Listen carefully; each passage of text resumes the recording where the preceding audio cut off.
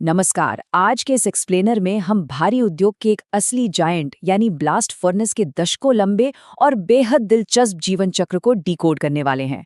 हम उन non routine operations की बात करेंगे जिनका इस्तेमाल इंजीनियर्स इस महाकाय भट्टी को कंट्रोल करने के लिए करते हैं। चलिए बिना देरी किए सीधे इसके अंदर उतरते हैं और देखते हैं कि ये सब काम कैसे करता है। इस पूरे सफर को हम 6 मुख्य चरणों में बांट सकते हैं।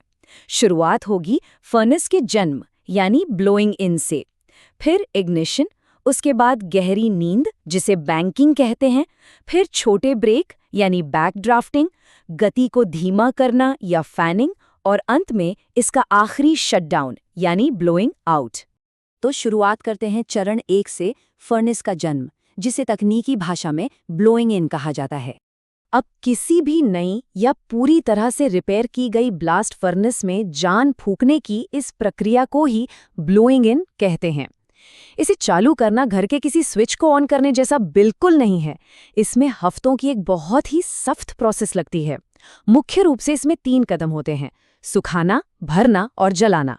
और हाँ, इन तीनों में जर्रा सी भी चूक की कोई गुंजाइश नहीं होती। सबसे पहला और अहम कदम है नई बनी रिफ्रैक्ट्री लाइनिंग को सुखाना। दरअसल निर्माण के दौरान इसमें काफ़ी नमी रह जाती है। अगर इसे अचानक गर्म कर दिया जाए तो विनाशकारी थर्मल शॉक लग सकता है और ईंटें टूट सकती हैं। इसलिए इस नमी को खत्म करने के लिए लगभग 7 दिनों तक बहुत ही धीमी आंच का इस्तेमाल किया जाता है। इसके लिए हल्का हॉट ब्लास्ट, डच ओवन या हर्थ की आग का सहारा लेते हैं, एकदम धीरे धीरे। एक बार सूखने और सेफ्टी चेक के बाद फर्नेस को भरने का काम शुरू होता है, और ये भराई बहुत ही सिस्टमैटिक तरीके से बिल्कुल नीचे से ऊपर की ओर होती है। सबसे पहले ट्यूअर लेवल तक तेल में भीगे हुए लकड़ी के छिलके और बुरादा डाला जाता है। फिर हर्थ यानी चूल्हे वाले हिस्से में भारी लकड़ी के स्लीपर रखे जाते हैं। इसके ठीक ऊपर सुरक्षा के लिए सिर्फ शुद्ध कोक की एक परत बिछाई जाती है, जिसे कोक ब्लैंक कहते हैं। फिर बीच के हिस्से में कोक के साथ चूना पत्थर यानी फ्लक्स मिलाते हैं, और आखिर में सबसे ऊपर लौह अयस्क और कोक का मिश्रण डाला जाता है। ये परत दर परत वाली व्यवस्था ही इसके सही से चालू होने की असल नींव है। यहाँ एक बहुत ही दिलचस्प बात है। जब इस पूरी सामग्री को एक लाल गर्म लोहे की छड़ से जलाया जाता है तो इंजीनियर तुरंत ही हॉट ब्लास्ट या हवा का दबाव शुरू नहीं करते। बिल्कुल नहीं। इसके बजाय वे लकड़ी को केवल नेचुरल हवा के सहारे अगले 24 से 36 घंटों तक अपने आप जलने देते हैं। इसके बाद ही अगले 1 हफ्ते में बहुत धीरे धीरे हॉट ब्लास्ट का प्रेशर और तापमान बढ़ाया जाता है। इस पूरे इग्निशन वाले हफ्ते में ऑपरेटर टैप होल से निकलने वाली गैसों पर अपनी पैनी नज़र बनाए रखते हैं।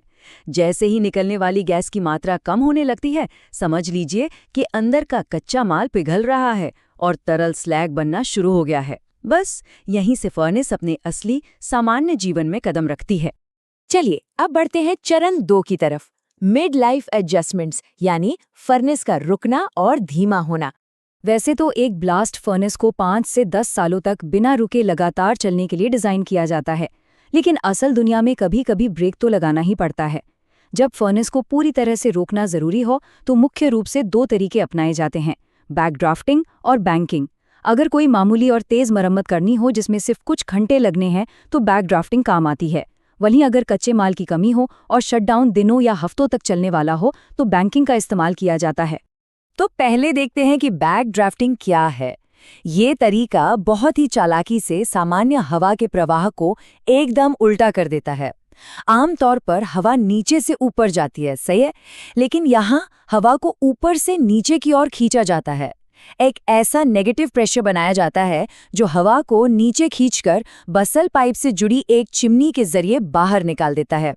इससे तुरंत एक सेफ वर्कस्पेस बन जाता है और इंजीनियर बिना कोई समय बर्बाद किए अंदर जाके फटाफट छोटी मोटी मरम्मत कर सकते हैं। वहीं दूसरी तरफ मान लीजिए कच्चे माल की कमी हो गई है और लंबा शटडाउन करना पड़ रहा है, तब इंजीनियर बैंकिंग का सहारा लेते हैं। इस प्रोसेस में अंदर की सामग्री को थोड़ा नीचे आने दिया जाता है और फिर उसके ऊपर शुद्ध कोक यानी कोक ब्लैंक की एक बहुत ही मोटी परत बिछा दी जाती है। पता है ये परत क्या करती है? ये बिल्कुल एक थर्मस फ्लास्क की तरह काम करती है, जो अंदर की भीषण गर्मी को पूरी तरह से कैद कर लेती है और बाहर नहीं निकलने देती। अगर इसे एक आम उदाहरण से समझें तो इस बैंकिंग प्रोसेस की तुलना हमारे पारंपरिक गांव के चूल्हे से की जा सकती है। जैसे रात के समय चूल्हे को राख से ढक देते हैं तो वो ऊपर से एकदम शांत और बुझा हुआ लगता है, लेकिन अंदर ही अंदर तेज आग सुरक्षित रहती है। ठीक उसी तरह कोक से ढकी हुई ये फर्नेस बाहर से भले ही सोती हुई लगे, लेकिन इसके अंदर अंगारे दहकते रहते हैं, ताकि जैसे ही दोबारा हॉट ब्लास्ट चालू किया जाए ये तुरंत फिर से जिंदा हो उठे। अब सोचिए क्या होगा अगर प्रोडक्शन को पूरी तरह रोकने के बजाय सिर्फ धीमा करना हो। शायद बाजार में डिमांड कम हो। ऐसे मामलों में फैनिंग नाम का एक ऑपरेशन इस्तेमाल होता है। इसमें हॉट ब्लास्ट के वॉल्यूम को अचानक काफी कम करके सिर्फ 25% तक ले आया जाता है। इससे प्रोडक्शन की स्पीड भी धीमी हो जाती है और जरूरी संसाधनों की बचत भी हो जाती है। काफी स्मार्ट तरीका है। और अब हम आते हैं चरण 3 पर, फर्नेस का अंतिम शटडाउन, जिसे ब्लोइंग आउट कहते हैं। तमाम छोटे-मोटे सुधारों और सालों की कड़ी मेहनत के बाद आखिरकार एक समय ऐसा आता है जब इस विशाल मशीन का लगातार चलने वाला जीवन चक्र खत्म होने लगता है। 5 से 10 साल तक बिना रुके भयंकर गर्मी और घर्षण बर्दाश्त करने के बाद फर्नेस के अंदर की रिफ्रैक्टरी लाइनिंग इतनी डैमेज हो जाती है कि उसे छोटी मरम्मत से ठीक नहीं किया जा सकता। तब इसे पूरी तरह से बंद करना ही पड़ता है। इसी शटडाउन को ब्लोइंग आउट कहते हैं, जिसके बाद कैपिटल रिपेयर यानी पूरी तरह से नई लाइनिंग बनाने का बड़ा काम शुरू होता है। तो फर्नेस को ब्लो आउट कैसे किया जाता है? सबसे पहले ऑपरेटर ऊपर से नया लौह अयस्क और कोक डालना पूरी तरह से रोक देते हैं। बस बीच बीच में थोड़ी सी सिलिका डालते हैं ताकि जो स्लैग बने वो आसानी से बह सके। नया मटेरियल कुछ नहीं जाता, बस फर्नेस को अंदर मौजूद बाकी सारी सामग्री को अपने आप नीचे खींचने और जलाने के लिए छोड़ दिया जाता है।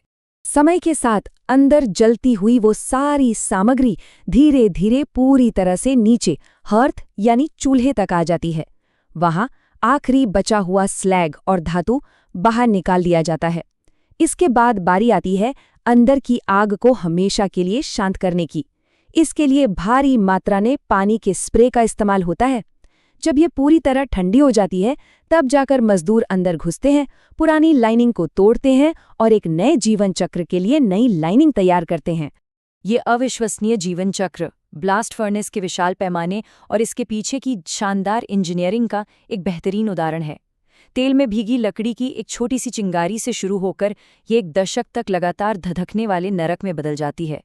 इन सब को देखकर ये सोचना लाजमी है कि भविष्य में आने वाली नई तकनीकें और नए मटेरियल भारी उद्योग के इन दिग्गजों को और भी लंबे समय तक काम करने के लिए कैसे सक्षम बनाएंगे। इसी सवाल के साथ आज का ये एक्सप्लेनर हम यहीं खत्म करते हैं।